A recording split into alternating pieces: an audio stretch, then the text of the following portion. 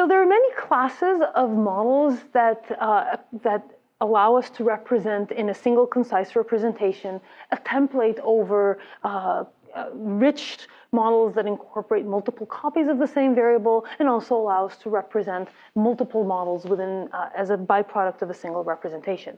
But one of the most commonly used among those is for reasoning about temporal models, where we have a system that evolves over time.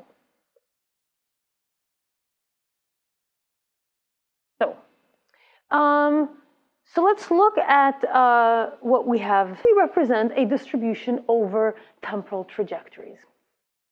So the first thing we want to do when representing a distribution over continuous time is, in most cases, not always, is to try and forget the time is actually continuous, because continuous quantities are harder to deal with. So we're going to discretize time. And specifically, we're going to do that by picking a particular time granularity delta, which is the time granularity at which we're going to measure time. Now, in many cases, this is something that we already is given to us by the granularity of our sensor. So in many cases, for example, when we have a video or a robot, there's a certain time granularity at which we obtain measurements, and so that's usually the granularity that we'll pick. But in other cases, we might want to have a different granularity, so there is a choice here. So here's our time granularity, for example. And now we have a set of template random variables, x of t, and x of t denotes the value of a particular variable x being a template variable, x of t being a particular instantiation of that variable at time point t delta, so that we have multiple copies, one for each time point. Now, here is some notation that we're going to end up using later on, so to introduce it, where x of t denotes the variable x at time t, xt colon t prime denotes the set of variables between t and t prime. So a discrete in this case because we've discretized time, so a finite set of random variables that spans these two time points inclusive. Now, our goal is that we would like to be able to have a concise representation that allows us to represent this probability distribution over the a trajectory of the system of any duration. So we want to start at a particular time point. Usually this is going to be 0. And then what is the probability distribution over trajectories of arbitrary length? So how do we represent what is first of all, an infinite family of probability distributions, because you could look at trajectories of duration 2, 5, 10, a million, so that's an infinite family of distributions. And each of these is a distribution over an unbounded number of random variables, because if you have a distribution over a trajectory of length 1 million, you have to represent a 1,000,000-dimensional distribution. So how do we compactify that? How do we make that a much more concise representation? So there's different pieces to this. The first of those is what's typically called the Markov assumption. And the Markov assumption is effectively a type of conditional independence assumption. So it's the same building block that we use to compactify general purpose graphical models we're going to use here in the context of time course data. So here we're saying that the probability of the variable x, the set of variables x spanning the time from 0 all the way to capital T. So I haven't made any assumptions yet in this statement, so I'm just writing this down. I'm re-expressing it in terms of the chain rule for probabilities. There's no chain rule for Bayesian networks yet here. This is just the chain rule for probabilities. And the chain rule for probabilities in this context basically says that that probability is equal to the probability of x at time 0 times the probability of each consecutive time point, t plus 1, given, so this is the state at t plus 1, given the state at all previous time points, 0 up to t.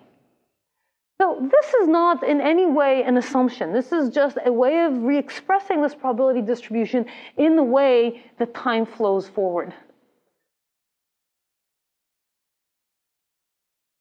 But it's not an assumption. You can represent any probability distribution over these random variables in this way.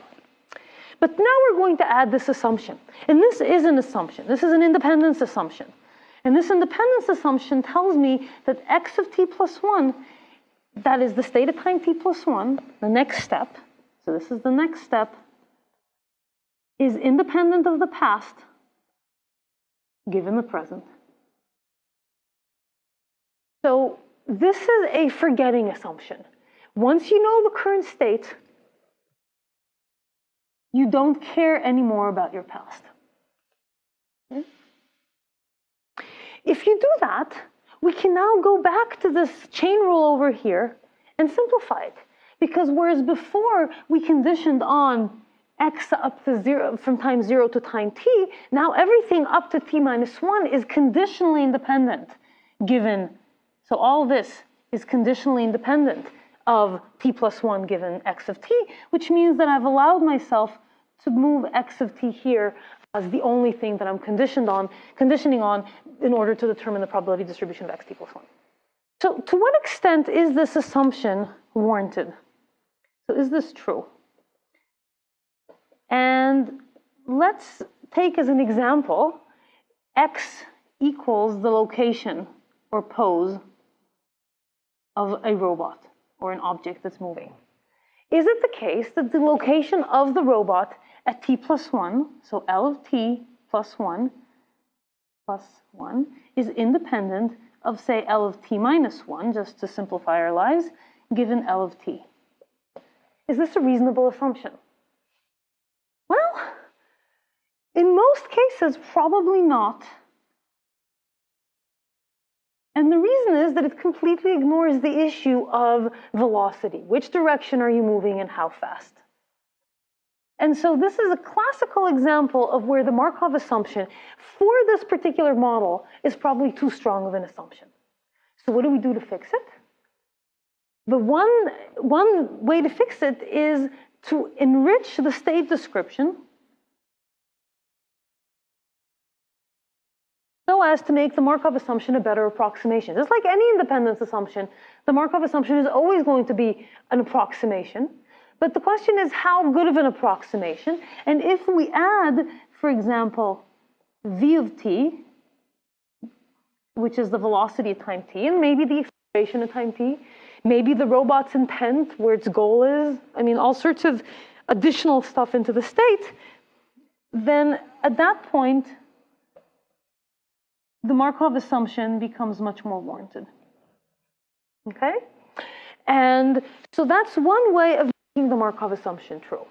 An alternative strategy, which we're not going to talk about right now, is to move away from the Markov assumption by adding dependencies that go further back in time. Back in time. And that's called a semi-Markov model. And we're not going to talk about that right now. The second big assumption that we are going to have to make in order to simplify the model is intended to deal with the question of, well, fine, so we've reduced the model to encoding a probability of x of t plus 1 given x of t, but it's still an unbounded number of conditional probabilities. Now at least each of them is compact, but there's still a probabilistic model for every t. And this is where we're going to end up with a template-based model. We're going to stipulate that there is a probabilistic model p of x prime given x. X prime denotes the next time point, and x denotes the current time point. And we're going to assume that that model is replicated for every single time point. That is, when you're moving from time 0 to time 1, you use this model. When you're moving from time 1 to time 2, you also use this model. And that assumption, for obvious reasons, is called time invariance, because it assumes that the dynamics of the system, not the actual position of the robot, but rather the dynamics that move it from state to state, or the dynamics of the system, don't depend on the current time point t. And once again, this is an assumption, and it's an assumption that's warranted in certain cases and not in others. So let's imagine that this represents now the traffic on some road. Well, does the dynamics of that traffic depend on say, the current time point of the system? On most roads, the answer is probably yes. It might depend on the time of day, on the day of the week, and on whether there's a big football match, on all sorts of things that might affect the dynamics of traffic. The point being that just like in the previous example, we can correct inaccuracies in our assumption by enriching the model. So once again, we can enrich the model by including these variables in it. And once we have that, then again, the model becomes a much better reflection of reality. So now how do we represent this probabilistic model in the context of a graphical model like we had before? So let's now assume that our state description is composed of a set of random variables. So we have a little baby traffic system where we have the weather at the current time point, the location of, say, a vehicle, the velocity of the vehicle. We also have a sensor whose observation we get at each of those time points, and the sensor may or may not be failing at the current time point. And what we've done here is we've encoded the probabilistic model of this next state, so W prime, V prime, L prime, F prime, and O prime, given the previous state. So given W, V, L, and F. Why is O not here on the right-hand side?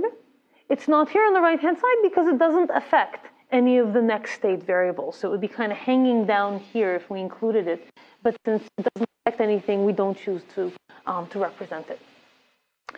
So this model represents a conditional distribution. Now we have a little network fragment. So this is a network fragment. And it doesn't represent a joint distribution. It represents a conditional distribution. The conditional distribution of the t plus 1 given t. But in order to represent that, we still use the same tools that we had in the context of graphical models. And so we can write that as the same kind of chain rule that we used before. So this would be the probability of W prime given W, based on this edge over here, times the probability of V prime, the velocity. So this says that the first one says that the weather at time t plus 1 depends on the weather at time t. The second one, that the velocity at time t plus 1 depends on the weather at time t and the velocity at time t, which indicates a certain persistence in the velocity, as well as the fact that, you know, if it's raining, you might slip sideways, so the velocity might change. Also, if you're careful, you might slow down if it's raining. And so again, there might be an effect of the weather and the velocity. The probability of the location at time t plus 1 given the location at time t and the velocity at time t. The probability of the sensor failure at time t plus 1 given the failure and at the previous time and the weather, which indicates that once the sensor has failed, it's probably more likely to stay failed, but maybe rain can make the sensor behave badly. And then finally, the probability of the observation at time t plus 1 given the location at time t plus 1 and the failure at time t plus 1. So there are several important things to note about this diagram that are worth highlighting. First of all, we have dependencies both within and across time. So here we have a dependency that goes from t to t plus 1. And here we have a dependency that is within t plus 1 alone. What induces us to make a modeling choice like this go one way versus the other? The assumption here is that this is a fairly rapidly acting dependency. So that the observation is relatively instantaneous compared to our time granularity. And so we don't want that to go across time, but rather we want it to be within a time slice because it's a better reflection for which variable is it that actually influences the observation. Is it the current location or the previous location? So These kinds of edges, let's just give them names. These are called intra time slice edges, and these are called inter, or between time slice. And a model can include a combination of both of these. Another kind of, a particular type of inter-time slice edge that's worth highlighting specifically are edges that go from a variable at one time point to the value of that variable at the next time point.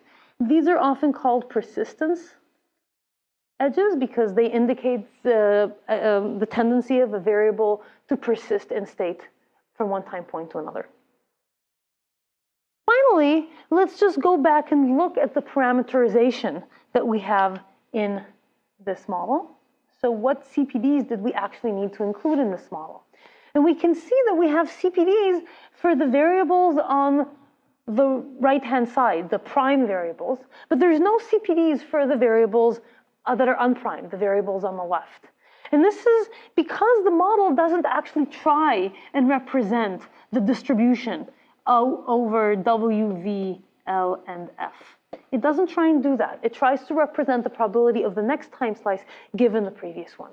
So as we can see, this graphical model only has CPDs for a subset of the variables in it, the ones that represent the next time point.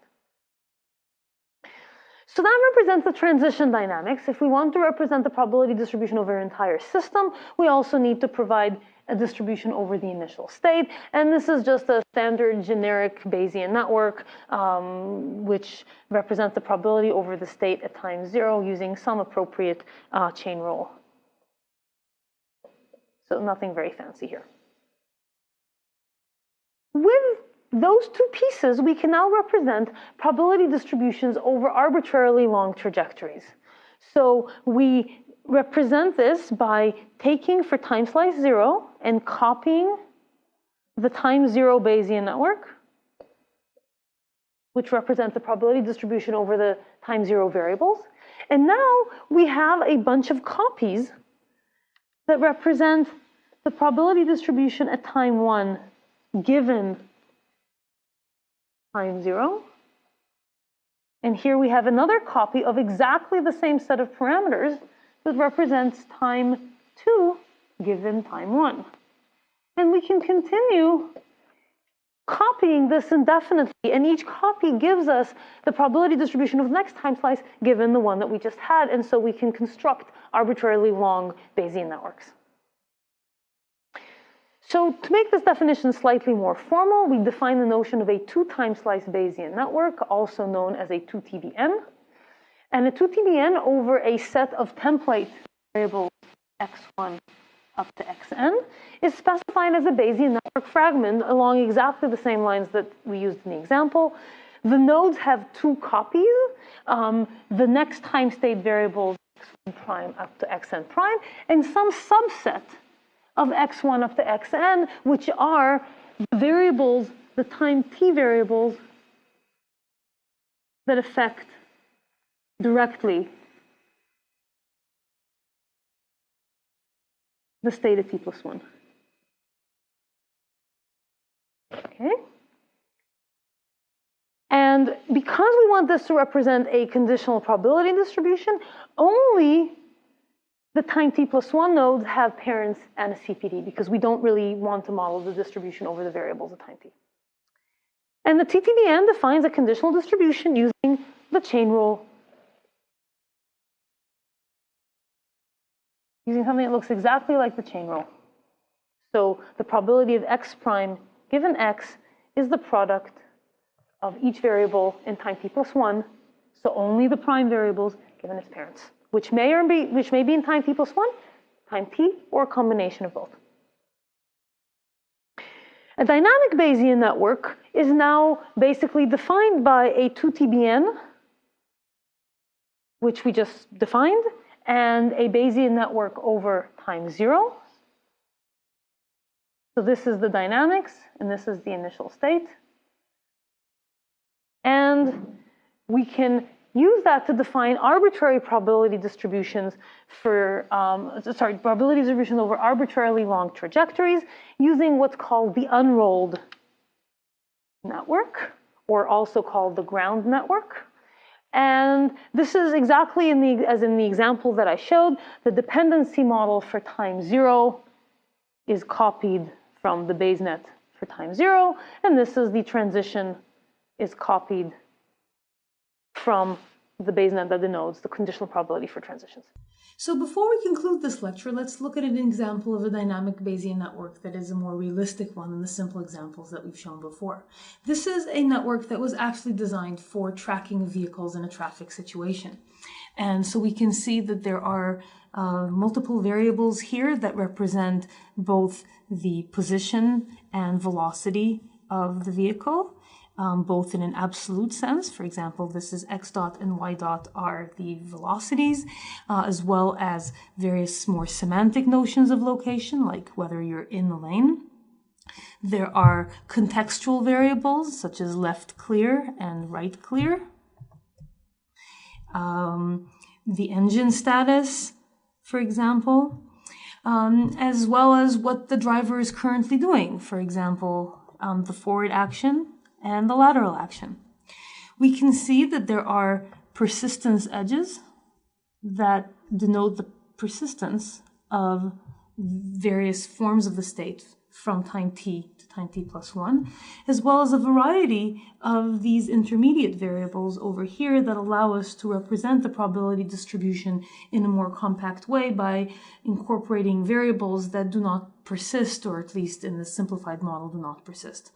And finally, we see that there are a large number of sensor observations, such as turn signal, whether the car is clear on the right and on the left, or appears to be clear on the right and the left, and so on.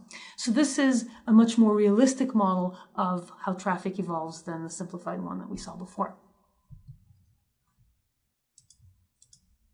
To summarize, dynamic Bayesian networks provide us with a language for encoding structured distributions over time. And by making the assumptions of a Markovian evolution as well as time invariance, we can use a single compact network to allow us to encode arbitrarily long transitions over arbitrarily long time sequences. But these assumptions that we made, the Markovian assumption and the time invariance assumption, are not immediately correct and might require that we redesign the model so as to make these assumptions a better approximation to the true underlying distribution by, for example, adding variables, as we showed.